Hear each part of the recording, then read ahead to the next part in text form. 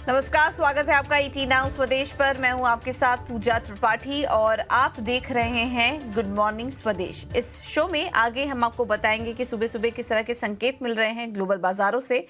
साथ ही आज भारतीय बाजारों में रणनीति क्या होनी चाहिए ये भी हम आपके सामने एक एक करके रखेंगे। खबरों वाले शेयर्स और इसके अलावा कमोडिटी मार्केट का पूरा एक्शन आपके सामने हम रखेंगे।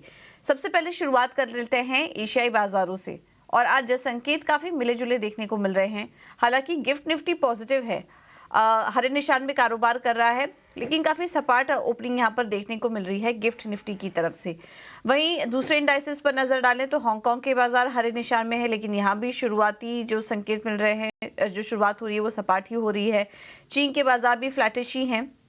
वहीं जापान के बाजार और कोरिया के बाजार देखेंगे, निक्केई और कॉस्पी वो लाल निशान में कारोबार कर रहे हैं। करीब आधा % की कमजोरी इन दोनों ही इंडाइसेस में देखने को मिल रही है। तो कुल मिला के बात करें तो अभी फिलहाल एशियाई बाजारों से जो संकेत मिल रहे हैं वो मिले जुले हैं। अन्य मार्केट पर नजर डालें तो ग्लोबल मार्केट से संकेत कुछ मिले जुले यहाँ पर देखने को मिल रहे हैं। अमेरिकी बाजार कल लाल निशान में बंद हुए, तीनों ही इंडाइसेस। हालांकि काफ़ी सारे इवेंट्स हुए और फेड ऑफिशियल्स के भी बयान निकल कर आए हैं और आज काफ़ी इंपॉर्टेंट आंकड़ा आने वाला है पीसीई का, यानी कि पर्सनल कंजम्पशन एक्सपेंडिचर, जिसे कि फेड काफ़ी क्लोजली वॉच करता है और वहाँ अनुमान है कि ये आंकड़ा 2.4% के आसपास आ सकता है सालाना आधार पर।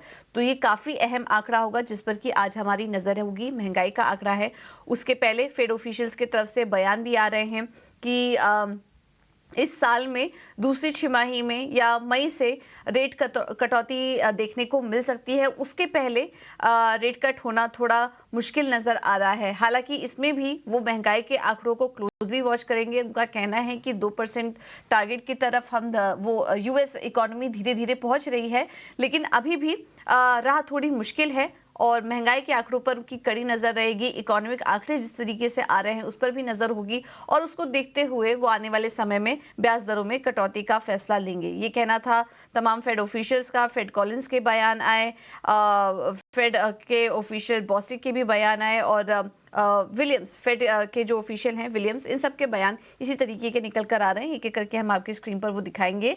तो फिलहाल जो रेट कट के संकेत हैं वो दूसरी छमाही में देखने को मिल सकते हैं। हालांकि जो संभावना है उसको पूरी तरह से नकारा नहीं गया है फिर ऑफिशियल्स की वजह से। तो ये एक सिल्वर लाइनिंग है। बाकी स्टॉक स्पेसिफिक एक्शन हमने काफ़ी ज़्यादा देखा।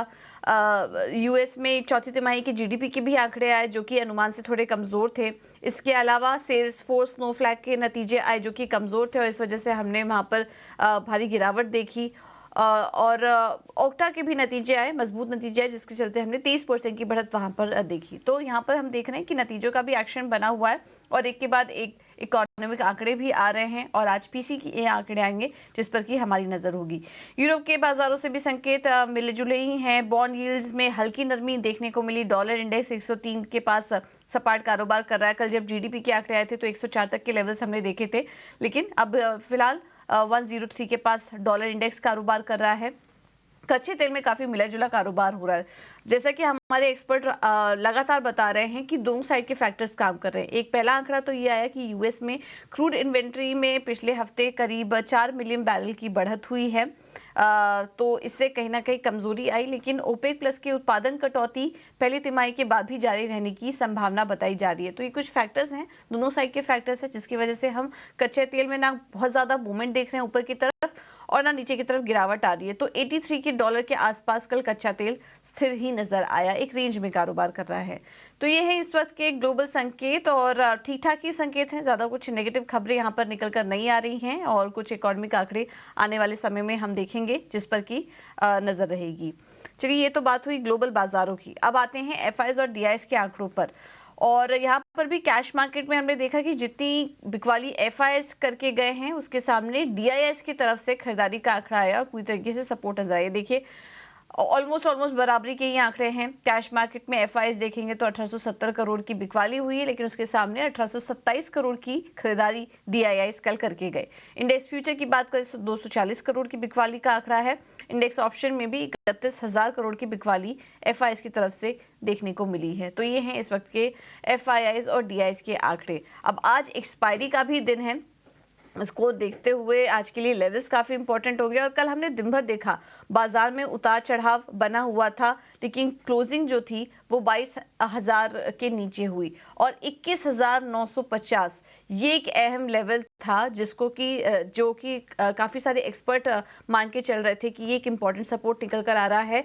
उसी के पास एग्जैक्टली कल निफ्टी ने क्लोजिंग दी है। और बैंक निफ्टी की भी बात करें तो वहां पर भी करीब करीब 600 अंकों की गिरावट देखने को मिली है।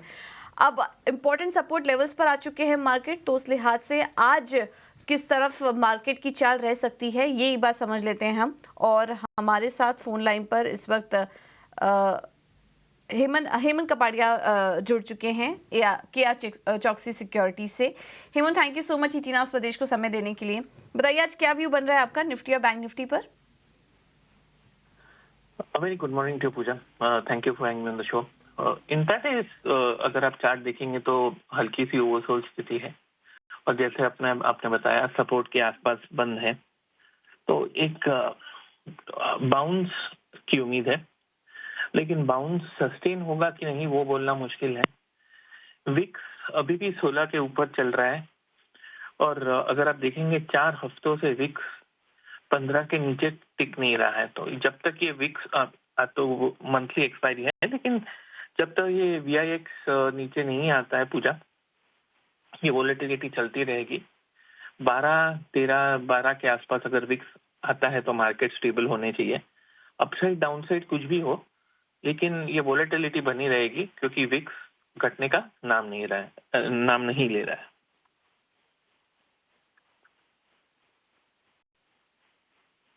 बिल्कुल, तो विक्स कहीं ना कहीं इंडिकेट कर रहा है कि वॉलेटिलिटी बनी रहेगी, ऊपर की तरफ भी, दोनों तरफ भी, नीचे की तरफ भी। तो बाजार खुले उसके बाद वेट करिए और देखिए किस तरह की चाल फिर नजर आ रही है, क्योंकि ध्यान रखिए आज सीरीज की एक्सपायरी है, तो उस लिहाज से भी उतार चढ़ाव आज बाजार में बना रह सकता है।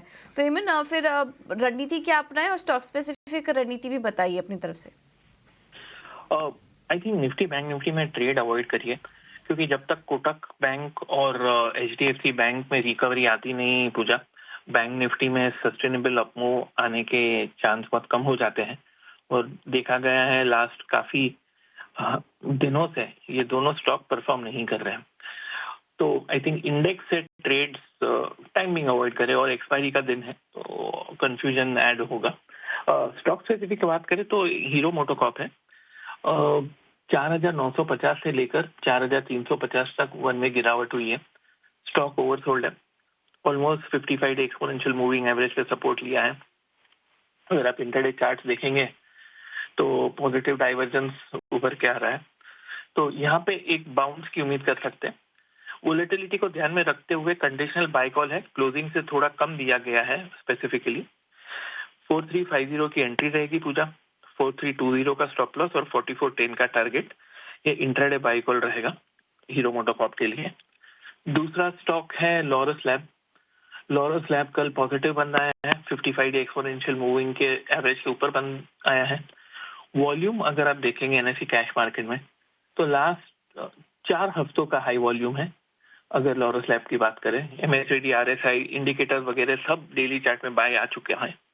तो लॉरस लैब इंट्राडे बाय रहेगा, 404 के आसपास की एंट्री, 400 का स्टॉप लॉस और 412 का टारगेट। ये भी इंट्राडे बाय कॉल रहेगा पूजा। ओके, थैंक यू हेमंत जी आपका समय देने के लिए और ये रणनीति सुझाने के लिए। तो लॉरस लैब अच्छा लग रहा है, तेजी करने के लिए 412 का टारगेट होगा और हीरो मोटोकॉर्प में आप खरीदारी करके चलिए, 4,350 के पास मिले तो 4,410 का होगा। तो इंडेक्स में ट्रेड अवॉइड करिए और अगर आप स्टॉक स्पेसिफिक रणनीति अपनाना चाह रहे हैं तो ये 2 कॉल्स आपके लिए, और स्टॉक स्पेसिफिक ही स्ट्रैटेजी अपना के चलिए इस वक्त बाजार में, क्योंकि उतार चढ़ाव बहुत है। ऑप्शन ट्रेडर्स के लिए मौका मिल सकता है, लेकिन अगर आप ऑप्शन ट्रेडर नहीं हैं तो फिलहाल ऐसे बाजार में ट्रेड करने की कोशिश ना करें। चलिए अब आगे बढ़ते हैं और खबरों वाले शेयर्स कौन कौन से हैं एक एक करके आपके सामने वो रखेंगे। सबसे पहले तो आज रिलायंस फोकस में रहेगा, क्योंकि एक बड़ा करार हुआ है। रिलायंस और डिज्नी में स्ट्रैटेजिक करार का ऐलान हो चुका है, तो ये एक बड़ी खबर है। वायाकॉम 18 और स्टार इंडिया का विलय होगा, जिसमें कि जेवी में डिज्नी की हिस्सेदारी करीब 36% होगी, 36.84%, और इसमें रिलायंस की हिस्सेदारी 16% के पास होगी, 16.34%। इसमें जेवी में रिलायंस की करीब 11,500 करोड़ निवेश करने की योजना है। नीता अंबानी जेवी की चेयरपर्सन होंगी और उदय शंकर इस जॉइंट वेंचर के वाइस चेयरपर्सन होंगे। इस जॉइंट वेंचर की जो कुल ट्रांजैक्शन वैल्यू है वो 70,352 करोड़ रुपए होगी। तो ये एक बड़ी डील होते हुए दिखाई देगी रिलायंस और डिज्नी के बीच। इस पर हम आगे चर्चा करेंगे। रिलायंस का स्टॉक आज फोकस में रहेगा। निफ्टी 50 इंडेक्स में काफ़ी सारे बदलाव हुए हैं और इसका हमने आपको कल ही इससे जुड़ी खबर भी बता दी थी। निफ्टी में श्रीराम फाइनेंस शामिल होगा, यूपीएल बाहर होगा। निफ्टी नेक्स्ट 50 में बाहर हो चुका है, माफ कीजिएगा। निफ्टी नेक्स्ट 50 में भी कुछ स्टॉक्स की एंट्री हुई है, जिसमें कि Jio financials, PFC, Adani power, REC और आईआरएफसी जैसे स्टॉक्स शामिल हैं। वहीं निफ्टी नेक्स्ट 50 से जो स्टॉक्स बाहर हुए हैं उसमें Shriram finance, pi industries, PNG hygiene, Muthoot finance, Adani Wilmer के नाम शामिल हैं। तो आज इन सभी स्टॉक्स में एक्शन दे सकता है क्योंकि एक इनफ्लो आउटफ्लो कैश का देखने को मिलेगा। जूनिपर होटल्स पर नजर रखिए। नॉर्जेस बैंक ने 398 रुपए पर करीब 22 लाख शेयरों की खरीदारी की है। तो ये फंड एक्शन हुआ इसमें। कावेरी सीड्स बायबैक आज से खुलेगा और 6 मार्च तक खुलेगा। ये एक अपडेट आपके लिए। टेंडर रूट्स के जरिए कंपनी 325 करोड़ का बायबैक करेगी, जिसका कि जो भाव है वो 725 रुपए प्रति शेयर है। इसके अलावा बीएचईएल और कोल इंडिया से भी जुड़ी खबर आ रही है। बीएचईएल और कोल इंडिया ने जॉइंट वेंचर बनाया है और इसमें 51% होगा कोल इंडिया के पास, बीएचईएल के पास 49% होगा और केमिकल कारोबार के लिए ये जॉइंट वेंचर बनाया गया है दोनों ही कंपनियों की तरफ से। तो ये दो स्टॉक्स भी आज फोकस में रहेंगे। चलिए, ये तो थी कुछ अहम खबरें जहां पर कि आज नज़र होगी। स्पेशली निफ्टी 50 में कुछ बड़े बदलाव हुए हैं, उसके चलते भी स्टॉक में कुछ एक्शन एक्सपेक्टेड है।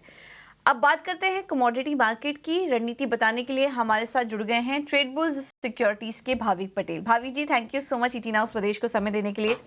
बताइए कैसे ट्रेड करें आज कमोडिटी मार्केट में, और शुरुआत सबसे पहले सोने चांदी से कीजिए। Good morning.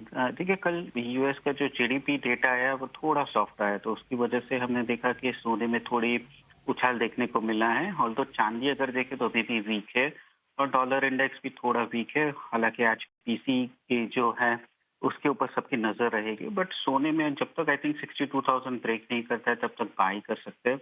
तो 62,150 के करीब अगर आता है तो 62,400 के टारगेट के लिए बाय कर सकते हैं और स्टॉप लॉस रख सकते हैं 62,000 का। हालांकि चांदी देखे तो लगातार दबाव में ही है और अभी भी एक्सपेक्टेड है कि जब तक 72 के ऊपर नहीं जाती तब तक सेल ऑन राइज की रणनीति रखनी चाहिए। तो मे कॉन्ट्रैक्ट अराउंड 71,200 पे शॉर्ट कर सकते हैं 70,500 के टारगेट के लिए और स्टॉप लॉस रख सकते हैं 71,600 का। ओके, तो गोल्ड और सिल्वर में ये सलाह। सिल्वर में अगर आपको ट्रेड करना है तो बिकवाली कीजिए 70,500 के लक्ष्य के लिए, और गोल्ड में आप खरीदारी करके चल सकते हैं 62,400 के लक्ष्य के लिए। इसके अलावा भाभी जी, आपसे क्रूड पर भी राय लेंगे। $83 के आसपास बना हुआ है। कल इन्वेंट्री के भी आंकड़े आए यूएस में, लेकिन वहीं ओपेक प्लस देशों की बैठक होने वाली है और उससे जुड़े भी बयान लगातार आ रहे हैं। इन तमाम जो फैक्टर्स हैं इनको आप कैसे देख रहे हैं, और आने वाले समय में कच्चे तेल में कैसी चाल हो सकती है? देखिए, कच्चे तेल वैसे तो अगर देखें तो 65 से 6600 की एक रेंज में ही ट्रेड कर रहा है। हालांकि जो ओपेक से निवेदन आ रहा है, एक्सपेक्टेड थे कि जो फर्स्ट क्वार्टर में जो प्रोडक्शन कट है वो रोल ओवर हो सकता है सेकंड क्वार्टर में। और सऊदी अरेबिया से तो वो भी स्टेटमेंट आ रहा है कि शायद ये ईयर एंड तक भी कंटिन्यू हो सकता है। तो उसकी वजह से हमने देखा कि कल कच्चे तेल में एक उछाल आया था। आई थिंक ये कंटिन्यू रहेगा। हालांकि 6600 एक मेजर हर्डल है, तो उसके ऊपर जाना थोड़ा मुश्किल है। पर अभी भी ट्रेंड अगर देखें तो काफी पॉजिटिव है।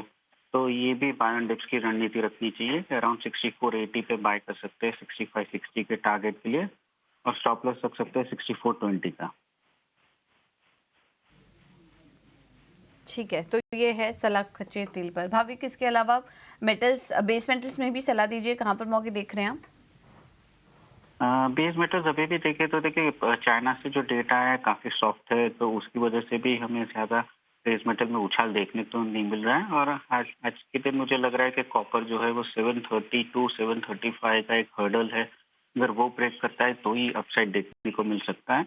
और अपसाइड क्योंकि अपर एंड ऑफ द रेंज है तो मैं शॉर्ट की रिकमेंडेशन करूंगा। तो कॉपर 728 के अराउंड अगर आता है तो शॉर्ट कर सकते हैं 724 के टारगेट के लिए, और स्टॉप लॉस रख सकते हैं 731 का।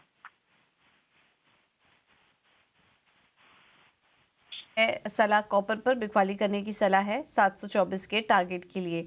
अब भाभी की एक आखिरी सवाल नेचुरल गैस पर भी होगा, क्या वहां पर कोई ट्रेड नजर आ रहा है आपको? देखिए, नेचुरल गैस में अगर हम डिमांड की हिसाब से देखें तो अभी भी वीक ही डिमांड है, बट क्योंकि यूएस के काफ़ी प्रोड्यूसर्स जो है उन लोगों ने 40% ऑफ नेचुरल गैस की प्रोडक्शन कट की है, तो हमने थोड़ा उछाल देखने को मिला है। आई थिंक 160-165 का एक नेक्स्ट हर्डल दिख रहा है, बट हालांकि क्योंकि प्रोडक्शन अभी कट किया है तो सेंटिमेंट एक दो दिन और पॉजिटिव रहेंगे। तो नेचुरल गैस बाय कर सकते हैं अराउंड 152-153 के करीब 165 के टारगेट के लिए, और स्टॉप लॉस रख सकते हैं 145 का।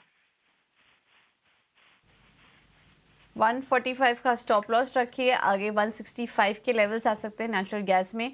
कल भी करीब 4% की मजबूती थी, तेजी कंटिन्यू हो सकती है और 165 के टारगेट के लिए आप नेचुरल गैस अच्छा लग रहा है तेजी करने के लिए। भाभी जी, थैंक यू सो मच आपका समय देने के लिए और रणनीति सुझाने के लिए कमोडिटी मार्केट में। ब्रोकरेज रिपोर्ट्स पर और किन शेयरों और सेक्टर्स पर ब्रोकरेज की नज़र है, ये बताने के लिए हमारे साथ गौरव जुड़ चुके हैं। गौरव, बताइए। तो सबसे पहले बात करते हैं एसबीआई बैंक की, जहाँ पे कोटक सिक्योरिटीज़ ने अपना टारगेट प्राइस बढ़ा के 850 रुपीज़ का किया है। तो उनका मानना यह है कि नियर टर्म्स जो भी कंसर्न्स है उसको हैंडल करने के लिए बैंक एक काफ़ी अच्छी पोजीशन में है फिलहाल के लिए। जितने भी इश्यूज़ थे बैंक को रिलेटेड वो काफ़ी हमने देख चुके हैं, और इन सब इश्यूज़ में भी बैंक ने काफ़ी अच्छा परफॉर्मेंस दिखाया है पहले भी, और इसी के चलते हुए उनको एक कम्फर्ट लेवल आ रहा है क्रेडिट कॉस्ट कहीं पर बैंक का कम एस्टिमेट करने के लिए। और आगे जाके उनका मानना यह भी है कि आउट परफॉर्मेंस जो रहेगा वो पब्लिक सेक्टर बैंक्स में एसबीआई का काफ़ी अच्छा रहने वाला है, और इसी के चलते हुए ये एक बुलिश व्यू हमें देखने को मिल रहा है कोटक सिक्योरिटीज से, जहाँ पे एसबीआई का टारगेट प्राइस उन्होंने बढ़ा के 850 रुपीज़ का किया है। अगली बात करते हैं टाटा मोटर्स की, जहाँ पे सीएलएसए ने अपना टारगेट प्राइस जो है वो बढ़ा के 1074 का किया है, बट जो रेटिंग है वो कहीं पर डाउनग्रेड होकर आउट परफॉर्म हुआ है। तो उनका मानना यह है कि आगे जाके भी जेएलआर के वॉल्यूम जो है वो काफ़ी स्ट्रॉन्ग रहने वाले हैं। फिलहाल की भी अगर बात करें तो जनवरी के मंथ में ही जेएलआर के वॉल्यूम्स 14.5% से बढ़े हैं वाई बेसिस पे, और लीड इंडिकेटर्स भी यही बताते हैं कि जेएलआर में वॉल्यूम्स में जो ये तेज़ी है वो ऐसे ही रहने वाली है। और ये जो रेटिंग में डाउनग्रेड हमें देखने को मिल रहा है वो क्योंकि स्टॉक ने काफ़ी अच्छे से परफॉर्म किया है और इसी के वजह से ये रेटिंग में डाउनग्रेड देखने को मिल रहा है। बट उसके अलावा सीएलएसए ने टारगेट प्राइस जो है वो बढ़ा के 1074 रुपीज़ किया है टाटा मोटर्स के लिए। अगली बात करते हैं जेएसडब्ल्यू इंफ्रा की, जहाँ पे मोतीलाल ओसवाल ने इनिशिएट किया है बाय रेटिंग के साथ और टारगेट प्राइस दिया है 300 रुपीज़ का। तो उनका मानना यह है कि ये जो पोर्ट इंफ्रास्ट्रक्चर है उसमें ये काफ़ी स्ट्रॉन्ग कॉम्पिटिटर बन सकता है आगे जाके, और मार्केट शेयर जो है वो भी काफ़ी अच्छे से गेन कर सकता है जेएसडब्ल्यू इंफ्रा। इसके लोकेशन जो है पोर्ट के वो काफ़ी स्ट्रेटेजिक लोकेशंस है, और आगे जाके उनका डाइवर्सिफिकेशन भी है हर एक प्रोडक्ट में। तो जैसे हम कार्गो प्रोफाइल की बात करें, जोग्राफीज़ की बात करें, और एसेट्स में भी इनका काफ़ी अच्छा डाइवर्सिफिकेशन देखने को मिल सकता है। और इसी के चलते मोतीलाल ओसवाल का मानना यह है कि एबिटा जो है वो आगे जाके 25% से बढ़ सकता है अगले 3 सालों के लिए, और इसीलिए ये एक बुलिश व्यू उनके तरफ से जेएसडब्ल्यू इंफ्रा के लिए आ रहा है। और आखिर में बात करते हैं आरबीएल बैंक की, जहाँ पे एक्सिस कैपिटल ने इनिशिएट किया है एड रेटिंग के साथ और टारगेट प्राइस दिया है 280 रुपीज़ का। तो उनका मानना यह है कि कहीं पे लोन मिक्स जो है वो काफ़ी डाइवर्सिफाइड है बैंक के लिए, फोकस जो है वो काफ़ी ज़्यादा रिटेल सेगमेंट की तरफ है, और आगे जाके अगर निम्स की और आरओए की बात करें तो वो भी कहीं पर हेल्दी रहने की काफ़ी ज़्यादा चांसेस है। और इसी के चलते हुए एक्सिस कैपिटल का मानना यह है कि अगले 2 सालों में बैंक जो लोन ग्रोथ है और नेट इंटरेस्ट इनकम ग्रोथ है वो 18% पे डिलीवर कर सकती है, और इसीलिए एड रेटिंग के साथ उन्होंने इनिशिएट किया है, टारगेट प्राइस दिया है 280 रुपीज़ का। तो हम भी आज के सेगमेंट में और आज के दिन में देखते हैं कि ये सब स्टॉक्स कैसे परफॉर्म करते हैं। बिल्कुल, तो कुछ बड़े लार्ज कैप स्टॉक्स पर आज कवरेज निकल कर आ रही है ब्रोकरेज हाउस की। एसबीआई, आईटीसी, टाटा मोटर्स जैसे स्टॉक फोकस में है, और इसके अलावा जेएसडब्ल्यू इंफ्रा और आरबीएल बैंक जैसे स्टॉक्स पर भी आज आप नज़र रखिए। और इसके अलावा एक और रिपोर्ट आपको बता देते हैं, इसमें रिलायंस और डिज्नी के डील को लेकर भी कुछ रिपोर्ट्स निकल कर आ रही हैं, इस पर भी आज फोकस रहेगा। कोटक की रिपोर्ट आई है जिसमें कि रिलायंस डिज्नी डील जी, सोनी, सन टीवी के लिए नेगेटिव बताया जा रहा है, तो इसका एक इम्पैक्ट आज हम जी एंटरटेनमेंट के स्टॉक में भी देख सकते हैं। चलिए अब आगे बढ़ते हैं और रुक करते हैं एक और खबर का। फोकस में है स्पाइसजेट में हमने देखा था कि कल एक काफ़ी अच्छी रिकवरी, एक तेज़ी देखने को मिली थी और काफ़ी अच्छी खबर भी आ रही है। कंपनी ने सेलेस्टियल एविएशन सेटलमेंट कर लिया है। स्पाइसजेट ने सेलेस्टियल एविएशन से 250 करोड़ का सेटलमेंट किया है और इस सेटलमेंट से स्पाइसजेट को 235 करोड़ का फायदा होगा। रिपोर्ट्स लेकर और अपडेट लेकर हमारे साथ समीर हैं और आपको दिखा देते हैं समीर की ये रिपोर्ट। जी बिल्कुल, स्पाइसजेट एयरलाइन इस वक्त ट्रांसफॉर्मेशन के दौर से गुजर रही है, रिवाइवल के दौर से गुजर रही है और इस वक्त एयरलाइन दो दिशाओं में एक साथ काम कर रही है। सबसे पहली बात यह है कि वो अपनी ऑपरेशनल परफॉर्मेंस में सुधार करना चाहती है और दूसरी दिशा उसकी ये है कि जितनी भी देनदारी है उसका जल्द निपटारा करना चाहती है, क्योंकि कई अलग अलग कोर्ट में या लिटिगेशंस में मामले पेंडिंग है जहां पर स्पाइसजेट इस वक्त लड़ाई कर रही है। लेकिन राहत की बात यह है कि एक मामले में स्पाइसजेट ने सेटलमेंट कर लिया है। जो आधिकारिक तौर पर स्पाइसजेट ने सूचना दी है वो ये है कि सेलेस्टियल एविएशन जो कि एयर कैप ग्रुप है उसका एक सब्सिडरी है, उसके साथ में सेटलमेंट कर लिया गया है। 250 करोड़ रुपए की सेटलमेंट हुई है और इससे स्पाइसजेट को एक बड़ी राहत मिलती हुई यहां पर नजर आ रही है। दरअसल ये जो ग्रुप है सेलेस्टियल एविएशन, ये एयरक्राफ्ट लेसर है, ये लोग हवाई जहाज किराए पर देते हैं और इनके साथ में एक लंबी दौर पे ये एनसीएलटी में मामला पेंडिंग था, ये लगातार चला आ रहा था कि तकरीबन 250 करोड़ रुपए स्पाइसजेट को चुकाने थे और इसी को लेकर के ये लड़ाई कोर्ट में लड़ी जा रही थी। लेकिन अब दोनों ही लोगों ने, दोनों ही ग्रुप ने, स्पाइसजेट ने और सेलेस्टियल एविएशन ने ये सहमति बना करके इसको सेटलमेंट कर लिया है। 250 करोड़ रुपए का सेटलमेंट है। स्पाइसजेट का दावा है कि इस सेटलमेंट से उनको सालाना करीब करीब 235 करोड़ रुपए की बचत होगी। तो यहाँ पर एक पॉजिटिव मोमेंटम यहाँ पर स्पाइसजेट का मिलता हुआ नजर आ रहा है। हमने हाल ही में देखा कि स्पाइसजेट ने बोर्ड की मंजूरी के बाद में अभी तक 1050 करोड़ रुपए जुटा लिए हैं। इसके पहले 2250 करोड़ रुपए total fund raising exercise SpiceJet ने की थी और उसमें से 1050 करोड़ रुपए स्पाइसजेट के पास में आ भी चुके हैं और इस पैसे का इस्तेमाल स्पाइसजेट कोशिश ये करे कि अपनी ऑपरेशनल परफॉर्मेंस में सुधार करने के लिए उसका इस्तेमाल किया जाए। सूत्र ये भी बता रहे हैं कि बहुत जल्द स्पाइसजेट को एक और फंड जो है वो मिलेगा, वो तकरीबन 200 करोड़ रुपए का होगा और उसके जरिए भी कोशिश ये होगी कि जो भी ग्राउंडेड एयरप्लेन है, जो जमीन पर हवाई जहाज है, उनको रिवाइव किया जा सके और फ्लीट में उसको शामिल किया जा सके। जी ठीक है, तो ये स्पाइसजेट से जुड़ी काफ़ी पॉजिटिव खबर। कल तेज़ी थी लेकिन उसके बाद जो क्लोजिंग हुई, क्योंकि बाजार भी कमज़ोर था, 2.5% नीचे हमने स्टॉक में क्लोजिंग देखी, लेकिन स्पाइसजेट के स्टॉक पर आप नज़र रखिए। अब आगे बढ़ते हैं, कुछ और भी ट्रेडिंग आइडियाज़ आपके सामने रखेंगे एक एक करके। हमारे पास जो कॉल्स मिल रही है इसमें रेलिगे ब्रोकिंग की तरफ से पहला स्टॉक है मदरसन सुमी। यहाँ पर तेजी करने की सलाह वो दे रहे हैं, 126 का होगा टारगेट, स्टॉप लॉस सुझा रहे हैं 115 का और पीएफसी में बिकवाली करने की सलाह है, 400 का स्टॉप लॉस होगा, टारगेट सुझा रहे हैं 374 का। इसके अलावा लेड रिसर्च की तरफ से जो कॉल्स मिल रही है इसमें पहला उन्होंने पीवीआर में बिकवाली करने की सलाह दी है, 1400 का स्टॉप लॉस होगा, टारगेट है 1310 का और इंडसइंड बैंक में भी बिकवाली करने की राय है, स्टॉप लॉस होगा 1480 का, टारगेट देख रहे हैं 1380 का। कोटक सिक्योरिटीज ने एसबीआई में खरीदारी करने की सलाह दी है 765 के टारगेट के लिए, स्टॉप लॉस है 730 का और एचयूएल में भी खरीदारी करने की सलाह है, 2375 का होगा टारगेट, स्टॉप लॉस होगा 2450 का। तो आज जो कॉल्स हमें मिल रही है ट्रेडिंग आइडियाज, काफी मिले जुले व्यूज निकल कर आ रहे हैं एक्सपर्ट की तरफ से, तो इस पर आप नजर रखिए।